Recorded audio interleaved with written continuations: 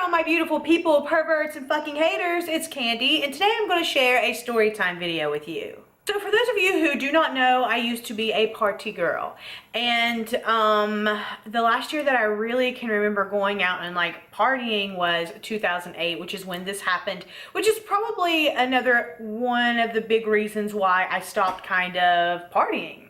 So it was Halloween 2008. I will never ever forget because okay, so since I was a party girl, I would do recreational drugs here and there. I mean, that's the only way to put that. I would do recreational drugs when I went out and partied, and not just like cannabis or whatever, you know. I would participate in opiates and other things, which I do not recommend, or you know, I've done it, so I can't like be like, well, don't do things, you know, but I'm just going to tell you that, like, yeah, you can have a good time without all that. But anyhow, I was doing different things like that on the party scene, and I specifically remember this because that night I didn't do anything, nothing at all, because actually October of 2008 was when I quit doing anything else besides cannabis for medical. And I mean, I'm not going to lie and say I don't like smoke cannabis to smoke cannabis,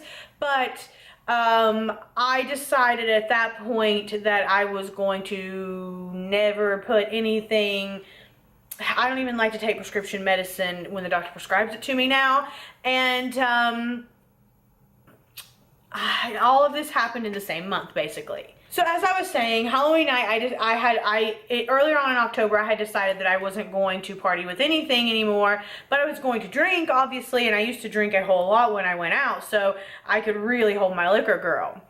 Well, I went with my girlfriend, and I drove my car, and I drove a stick shift. She couldn't drive my car, but I never got, I mean, I could drink a lot. Don't ever drink and drive. Used to do that too. Don't do it. It's super, super bad.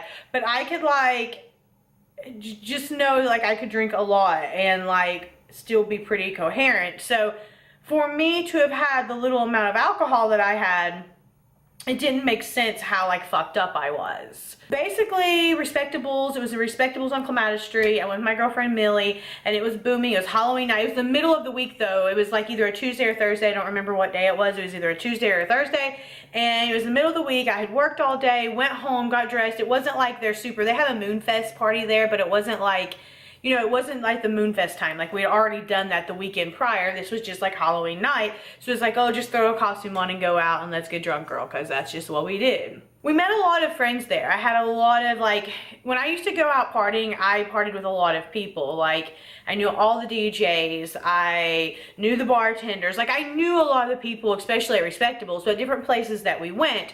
So a lot of those people were there that night. I remember them being there, and there are pictures of us together. But after, I mean, there are little bits and pieces of that night I remember, but I honestly don't remember much more than the fact of what the pictures show me and getting, like, my first drink. We had met this new guy named Kevin, and he had a girl there with him. I vaguely remember, but they were ended up in with our crew, like in with everybody. I guess we met them at the bar or something. I don't know. I just know that they ended up surrounded, like, with us, you know?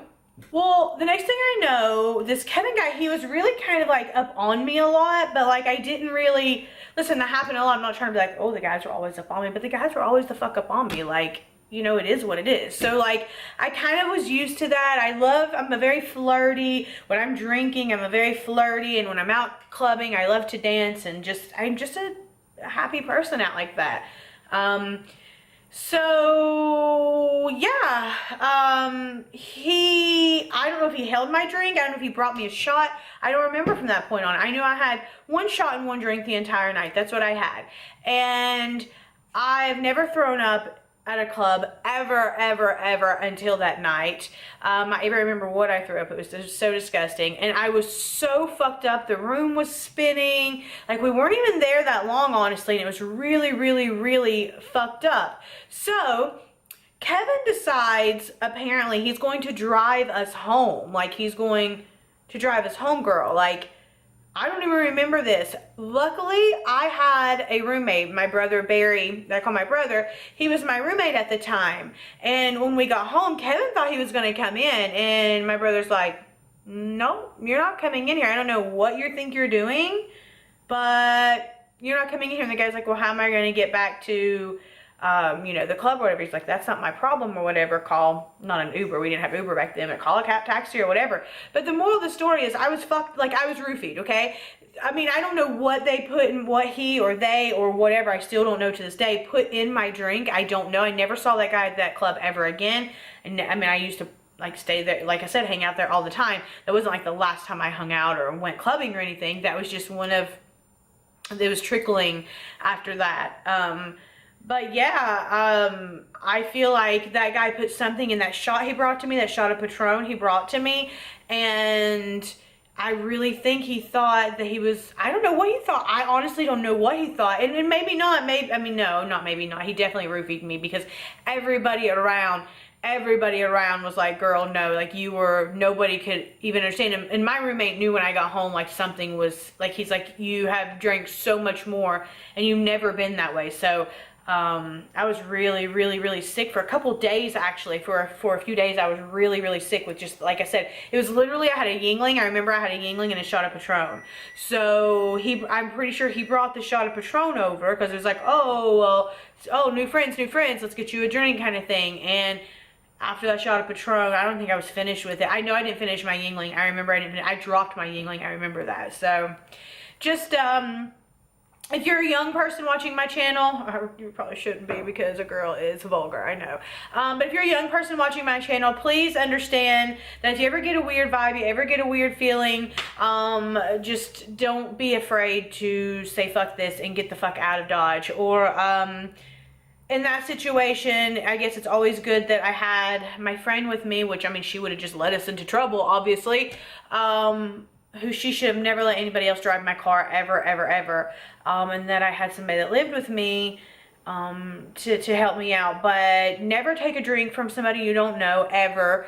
We always think things won't happen to us. We always assume that that's just like, you know, that's this certain kind of person, or it's not like that. So just never take random drinks from people, guys. And random drinks, I mean, I just met him. It was a random drink. I just thought I was stupid. I just thought like, oh, hey, he's in with my crew here. Like, no big deal. Like, I didn't actively think about it because I didn't think I had anything to worry about, you know, until some major fucked up shit happened to me. And I was like throwing up black shit. It was really fucked up, guys. So yeah, that's my story time of being roofied. And I just hope that you, like I said, don't ever let anybody near your drink at all. You know, they say there's some kind of thing that you can put in your drink. I don't know, don't even. Or there's some kind of detector.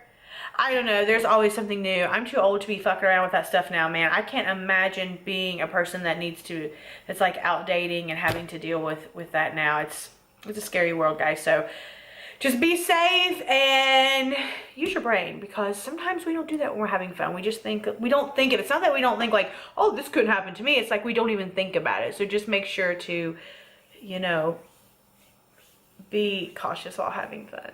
So that's all I have for you today, guys. As always, thank you so much for watching. I love you guys so much. You guys actually keep me entertained, even though I don't know. It's like I feel like I'm talking to people because, I mean, you click on it and choose to watch. So yeah, that means a lot to me. I hear my phone ringing. It's probably Pete. So let me go get it. Oh my gosh, the phone's ringing and it's making me like this. Yeah, please like, share, comment, subscribe, follow me everywhere. The phone's still ringing. Until next time, be nice to each other, because remember, nobody likes. Bye, guys.